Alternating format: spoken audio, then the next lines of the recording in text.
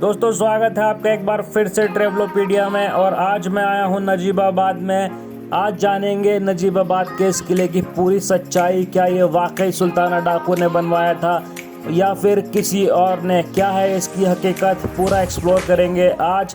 उससे पहले अगर आपने चैनल को सब्सक्राइब नहीं किया है तो जल्दी से सब्सक्राइब कर लीजिए और वीडियो को लाइक ज़रूर कर दीजिएगा ताकि आपको आने वाले नोटिफिकेशंस मिलते रहें। चलिए वीडियो को शुरू करते हैं और जानते हैं आज इस किले की हकीकत। लोगों का मानना है कि यह सुल्ताना डाकू का किला है। 20वीं शताब्दी से पहले कोटद्वार क्षेत्र में सुल्ताना डाकू का कब्जा हुआ करता था। कोटद्वार से लेकर के बिजनौर यूपी तक और कुमाऊं तक उसका राज चलता था। बताया जाता है कि सुल्ताना डाकू लूटने से पहले अपने आने की सूचना दे देता था।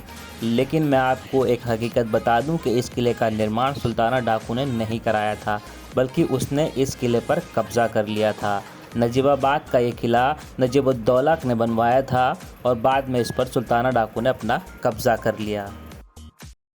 दोस्तों नजीबाबाद से लगभग 2 किलोमीटर अगर आप आगे की तरफ जाएंगे तो जंगलों में के रास्ते ही आपको किला दिख जाएगा।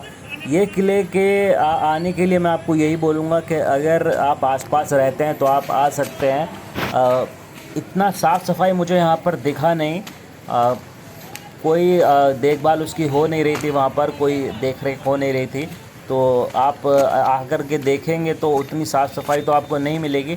लेकिन हाँ ये है कि शहर से थोड़ा सा अलग है, तो आप शांति में यहाँ पर थोड़ी देर बिता सकते हैं। अगर आसपास रहते हैं तो आप ज़रूर यहाँ पर आ सकते हैं।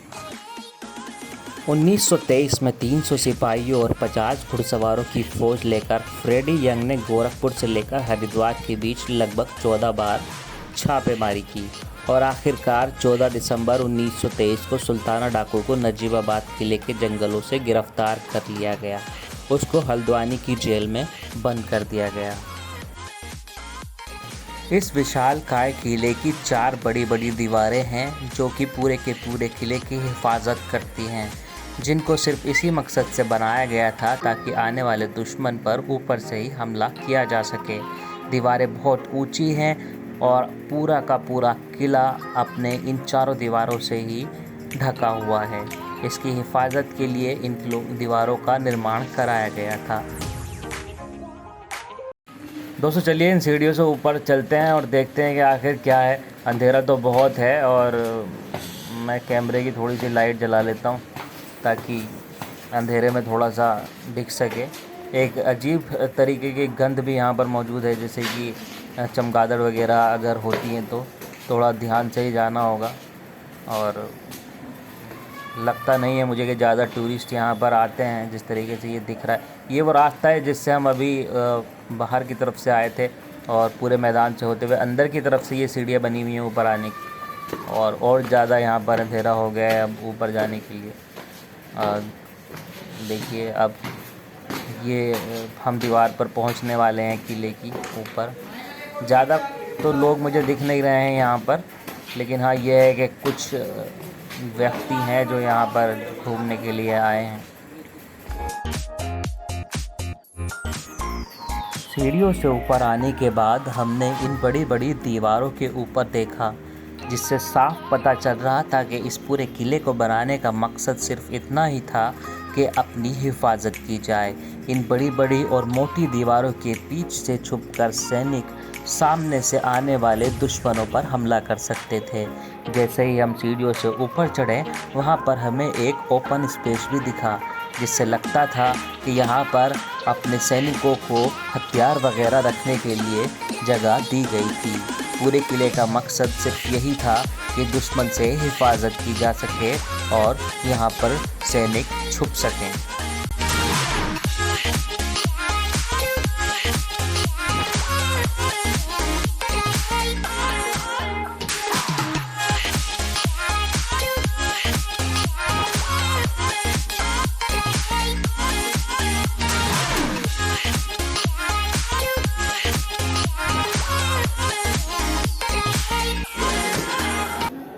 दोस्तों ये पूरी बेसिकली एक दीवार ही है। इस दीवार को ही किला कह सकते हैं, क्योंकि ये देखिए सीधा ये दीवार जाती है और उस तरीके से ये घूम के पूरी की पूरी एक 4 दीवारी के रूप में है। और मुझे लगता है कि ये एक किले का रूप इसको दिया गया है। और साफ पता चल रहा है कि मकसद इनका सिर्फ यही था कि यहाँ पर सैनिक खड़े हो जाएं और चारों तरफ से अगर कोई दुश्मन अगर हमला करता है तो उस पर आक्रमण किया जा सके, और यही मकसद के साथ में किला बनाया गया था। और ये सामने, इसके बिल्कुल सामने भी एक इसी तरीके का गेट है, जिससे ये है कि यहाँ पर इधर से भी आप अपना हथियार वगैरह रखें और उधर दूसरी तरफ वाले गेट पर भी आप हथियार वगैरह रखें और फिर दुश्मन पर हमला करें। और छुपने के लिए एक अच्छी जगह उन लोगों के लिए उस समय उस वक्त पर होती थी।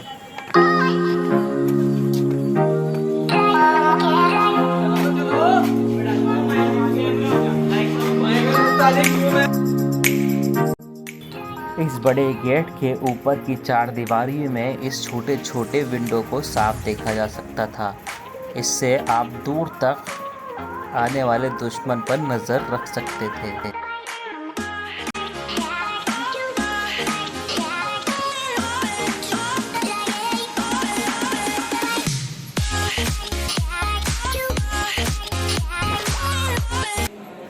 चलिए दोस्तों, अब मैं नीचे चलता हूँ। जिस रास्ते से मैं आया था, इस अंधेरे रास्ते से, इसी रास्ते से मैं नीचे की तरफ जाऊँगा वापस।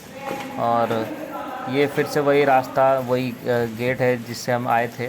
और इन दोनों जीनों से होते हुए मैं नीचे की तरफ जा रहा हूँ। सामने ही इस मैदान, इन चार दीवारी के बीच का जो ये मैदान है, इसमें ये खुल रहा है रास्ता। तो इस तरीके से हम नीचे, गंदगी बहुत है, कूड़ा बहुत ज़्यादा पड़ा हुआ है यहाँ पे, तो कोई देखभाल करने वाला है नहीं। लोग आते हैं, बैठते हैं, थोड़ी देर एंजॉय करते हैं और वापस चले जाते हैं। कोई टिकट वगैरह भी नहीं है, तो फ्री है सब।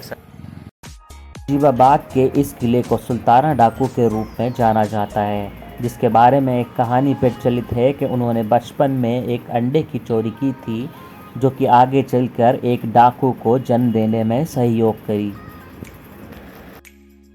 इस कहानी में कितनी सच्चाई थी ये तो हम पता नहीं कर पाए, लेकिन हाँ, हम इतना ज़रूर कह सकते हैं कि ये पूरा का पूरा किला सुल्ताना डाकू ने नहीं बनवाया था।